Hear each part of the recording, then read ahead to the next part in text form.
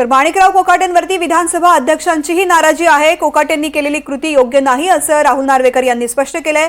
विधिमंडळाकडे अहवाल मागवलेला असून व्हिडिओ कुठून आला याचीही चौकशी सुरू असल्याचं राहुल नार्वेकर यांनी सांगितलेलं आहे।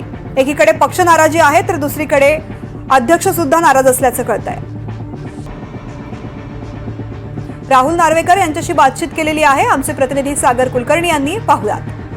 आमदार राहुल नार्वेकर आपल्या बरोबर आहेत। आज वेगवेगळ्या भागांमध्ये तुम्ही पाहणी करताय, काय बेसिक अजेंडा आहे? आज आमच्या JSS रोड म्हणजे जगन्नाथ शंकरशेठ रोड चिरा बाजारमधील प्रमुख रस्ता आहे आणि या रस्त्यावरनं गणपती उत्सवाच्या वेळेला आगमन आणि विसर्जन सगळं याच रस्त्यावरनं होत असतं। मिरवणुका याच रस्त्यावरनं जातात आणि त्यामुळे ह्या रस्त्यात आज मेट्रो रेल कॉर्पोरेशनच्या कामामुळे आणि पावसामुळे जी अवस्था आहे ही या रस्त्याची, ती अवस्था बघितल्यानंतर याच्यावरनं एकूण मिरवणुका कशा जाणार हा एक मोठा प्रश्नचिन्ह निर्माण होतो आणि या रस्त्याची दुरुस्ती योग्य वेळेत करून घेण्यासाठी आज मी इकडे DMC डेप्युटी म्युन्सिपल कमिशनर असतील, रोड्स डिपार्टमेंटचे अधिकारी असतील, इकडचे माजी लोकप्रतिनिधी असतील, इकडचे वॉर्डाची लोकं असतील, या सगळ्यांना घेऊन या रस्त्याची पाहणी केलेली आहे आणि या रस्त्याची दुरुस्ती करून घेणं क्रमप्राप्त असल्यामुळे त्यांना आदेश दिलेले आहेत। पुढच्या 8 ते 10 दिवसात सगळे खड्डे बुजवून इकडे रस्त्याची लेवलिंग करणं आवश्यक आहे, ती करून घेण्यात यावी। याच परिसरामध्ये ज्यावेळेस पाऊस झाला होता त्यावेळेस मेट्रोच्या आणि इतर कामामुळे खूप पाणी सकल भागांमध्ये साचलं होतं। अनेक ठिकाणी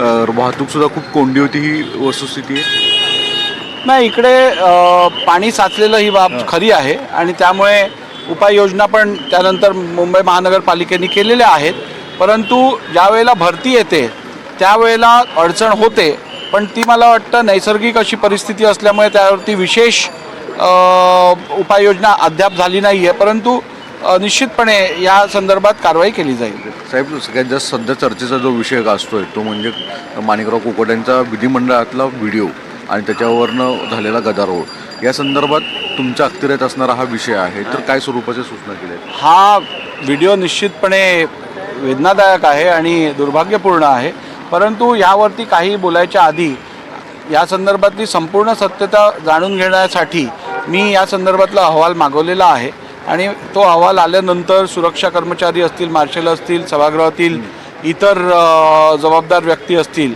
यांच्याबरोबर चर्चा केल्यानंतर मी सत्यता पडताळल्यानंतर याविषयी विधान करीन। पण यामध्ये व्हिडिओ हा आतल्या सभागृहामध्ये व्यक्तींनी काढल्याची खूप चर्चा सुरू होती, तसेच थेट आरोप अनिल परब यांनी केले होते। वस्तुस्थिती काय तुमच्यासमोर आली? मला वाटतं सगळ्यांनाच माहिती आहे की सभागृहाच्या कामकाजात अशा प्रकारची व्हिडिओ काढणं किंवा शूटिंग घेणं हे परमिसिबल नाही आहे, अशी परवानगी नाही आहे, परंतु तसं असतानाही हे कसं घडलं हे पण एक विचार करण्यासारखी गोष्ट आहे आणि त्यात आपण निश्चितपणे विचार करून योग्य निर्णय घेऊ। तुम्हाला साधारणतः अहवाल कधी अपेक्षित आहे? नाही, काही दिवसात येईल, आत्ताच सांगितलेलं आहे, त्या काही दिवसात येईल। धन्यवाद। व्हिडिओ जर्नलिस्ट अरुण पेडणेकरसह सागर कुलकर्णी, NDTV मराठी, मुंबई।